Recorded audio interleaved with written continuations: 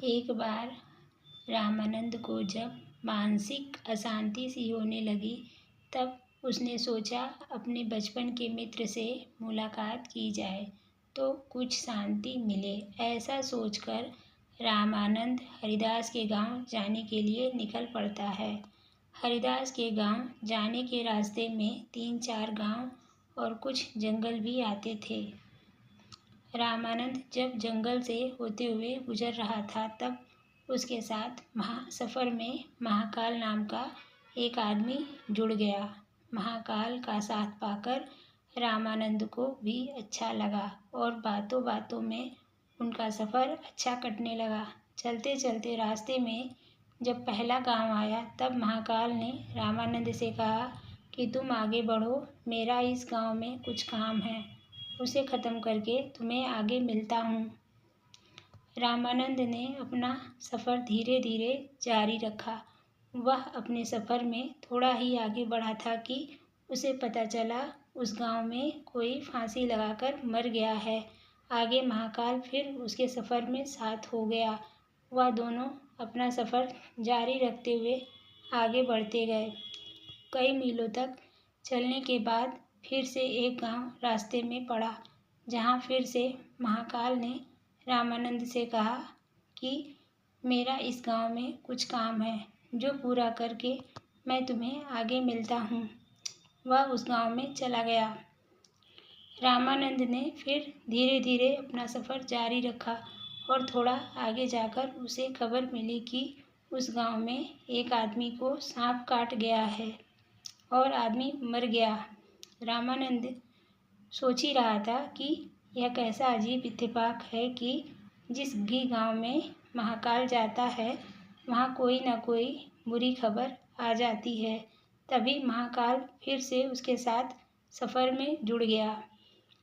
हालांकि रामानंद पूछना चाहता था, लेकिन वह महाकाल से हिचकिचाहट की वजह से कोई सवाल नहीं पूछ पाया। कुछ घंटों तक चलने के बाद फिर से एक गांव आया। फिर से महाकाल उस गांव में चला गया और जब वह लौट के आया, तब तक रामानंद को पहले से पता चल चुका था कि उस गांव में आग लगने की वजह से कई लोगों की जान जा चुकी है। क्योंकि रामानंद इस बार आगे नहीं बढ़ा और उसी गांव के पास वाले मंदिर पर रुककर यह सब देख रहा था। जब महाकाल रामानंद के पास वापस आया, तो इस बार रामानंद से रहा नहीं गया। उसने महाकाल से पूछा कि आखिर तुम कौन हो और क्या राज है कि तुम जहाँ भी जाते हो वहाँ कोई न कोई मर जाता है। रामानंद के पूछने पर महाकाल ने उसे सच सच बता दिया कि वह असल में यमराज का एक दूत है, जिसका काम ही लोगों की जान निकालना है। अब तक जो भी हुआ था, वह सब देखते हुए रामानंद को उसकी बात तो सच लग रही थी, लेकिन पूरी तरह से विश्वास नहीं हो रहा था। इसलिए उसने महाकाल से पूछ लिया, बताओ आगे किसकी मृत्यु होने वाली है। महाकाल, जो कई समय से रामानंद के साथ चल रहा था, उसे रामानंद का स्वभाव अच्छा लगा था, इसलिए उसने कुछ भी नहीं छुपाया। उसने रामानंद को बताया कि जिस व्यक्ति की मृत्यु होने वाली है, वो कोई और नहीं बल्कि जिससे तुम मिलने जा रहे हो वही है, यानी कि आगे हरिदास, जो कि खुद रामानंद का बचपन का मित्र है, उसी की जान जाने वाली थी। यह सुनकर रामानंद को दुख हुआ, लेकिन महाकाल ने उससे कहा था कि हरिदास की मृत्यु का कारण रामानंद खुद बनेगा। रामानंद ने सोचा कि मैं हरिदास से मिलूंगा ही नहीं तो उसकी मृत्यु भी नहीं होगी। यह सोचकर उसने हरिदास के गांव जाने का मन बदल दिया, लेकिन तब तक हरिदास हाँफते हाँफते उसी जगह पर आ पहुंचा जहां पर महाकाल और रामानंद रुककर बातें कर रहे थे। इससे पहले कि रामानंद हरिदास से कुछ पूछ पाता, वह जमीन पर गिर पड़ा और वहीं पर उसकी मृत्यु हो गई। रामानंद को कुछ भी समझ में नहीं आ रहा था कि यह कैसे हो गया, लेकिन उसकी समझ में यह आ गया कि महाकाल सच बोल रहा है। रामानंद ने महाकाल से पूछा, आपने तो कहा था कि हरिदास की मृत्यु का कारण मैं बनूंगा, किंतु यह तो मुझे मिले बिना ही मर गया, ऐसा कैसे हुआ? महाकाल ने रामानंद से कहा, उसकी मृत्यु का कारण अब भी तुम ही हो, क्योंकि यह 2 गांव पहले से ही तुम्हारा पीछा कर रहा था। इसने तुम्हें देख लिया था, लेकिन गूंगा और एक पैर से अपंग होने की वजह से यह जितनी तेज तुम्हारी तरफ नहीं बढ़ पाया और तुम्हारा ध्यान अपनी तरफ नहीं खींच पाया। बेचारा लगातार तुम्हारा पीछा करता रहा। जब तुमने आगे बढ़ना रोक कर एक जगह मेरा इंतजार किया, तब यह अपनी गति से चलते हुए तुम तक पहुंच गया, लेकिन इसी बीच इसने थोड़ा भी आराम नहीं किया, जिसकी वजह से दिल का दौरा पड़ा और यह मर गया। अपने बचपन की मृत्यु से दुखी, यह जानकर और भी ज़्यादा दुखी कि उसकी मृत्यु का कारण वह खुद ही है। रामानंद बहुत रोया। रामानंद ने खुद को संभाला और अपने मित्र की अंतिम क्रिया अच्छे से समाप्त की और अपने गांव की तरफ लौटने लगा। जाते जाते रामानंद के मन में सवाल उठा कि उसकी मृत्यु कब होने वाली है, यह पता किया जाए। कौतूहलवश रामानंद ने महाकाल से विनती की कि वह उसे खुद ही मृत्यु का समय और कारण बताए। महाकाल को लगा ब्राह्मण काफ़ी समझदार है और महाकाल ने खुद देखा था कैसे रामानंद अपने परम मित्र की मृत्यु को भी झेल गया था, कम समय में ही स्थिर हो गया। इसलिए महाकाल ने रामानंद को बताया, तुम्हारी मृत्यु आज से 3 महीने बाद पड़ोसी राज्य में फांसी लगने से हो। रामानंद अपने गांव लौट आया। आदमी कितना भी विद्वान और ज्ञानी क्यों ना हो, अगर उसे अपनी मृत्यु का समय पता हो तो उसे रोकने के लिए कुछ न कुछ तो अवश्य करेगा। रामानंद भी इस बात का पूरा ध्यान रखने लगा कि वह किसी भी कारण और अवस्था में अपने राज्य को छोड़कर कहीं पर ना जाए। फिर भी उसे भूख नहीं लगती, नींद नहीं आती, वह बहुत परेशान रहने लगा। रामानंद विद्वान होने की वजह से उसकी ख्याति उसके राज्य के राजा तक पहुंची हुई थी। जल्दी उसकी इस अवस्था की बात भी राजा तक पहुंच गई और एक दिन राजा ने उसे अपने दरबार में बुलाया। रामानंद को जब राजा ने दरबार में पूछा कि वह इतना दुखी क्यों रहने लगा है, तब रामानंद ने सारी बात राजा के आगे बता दी।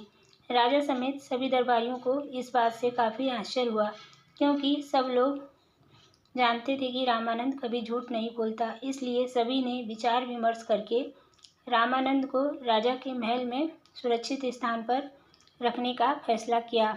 राजा ने अपने ही महल में रामानंद को रहने के लिए एक बहुत आलीशान कमरा दिया।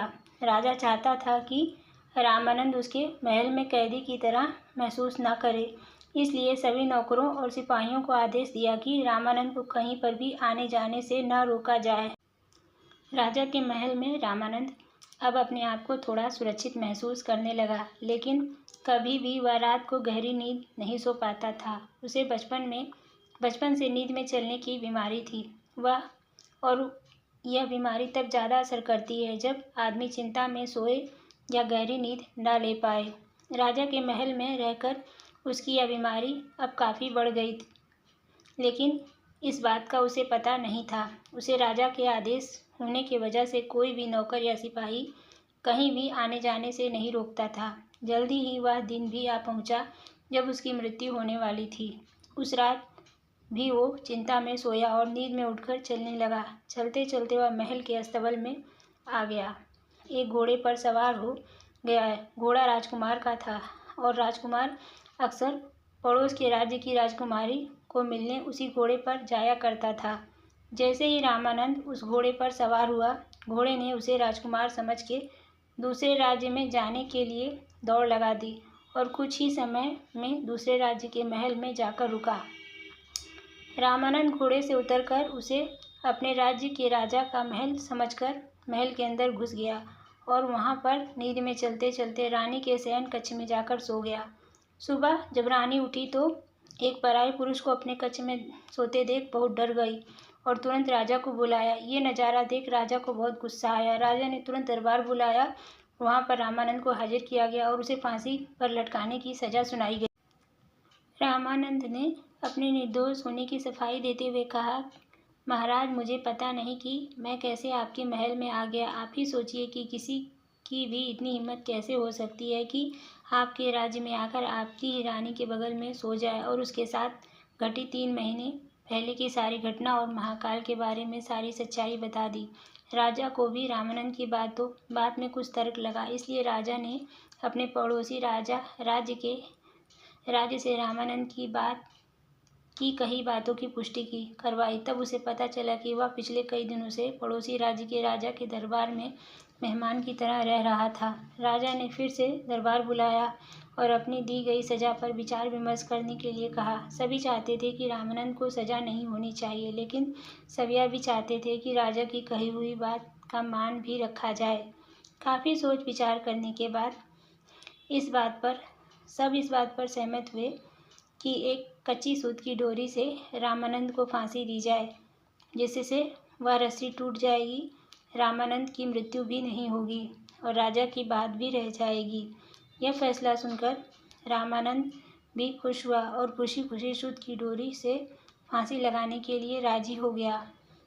रामानंद को डोरी फांसी लगाई गई। वह डोरी रामानंद का वजन नहीं संभाल पाई और टूट गई, लेकिन टूटने से पहले पतली होने के कारण डोरी से रामानंद के गले की एक नस कट गई और काफ़ी खून बहने की वजह से रामानंद की वहीं पर मौत हो गई। कहानी की गहरी बात। दोस्तों, इसलिए कहते हैं कि मृत्यु अटल सत्य है, लेकिन मृत्यु से पहले के जीवन को हम अपने मृत्यु के बारे में सोच कर व्यर्थ नहीं कर सकते। एक दिन तो सबको मरना है, लेकिन मरने से पहले जीना भी जितना जी सकें हमें जी लेना चाहिए। इस कहानी से सबसे गहरी बात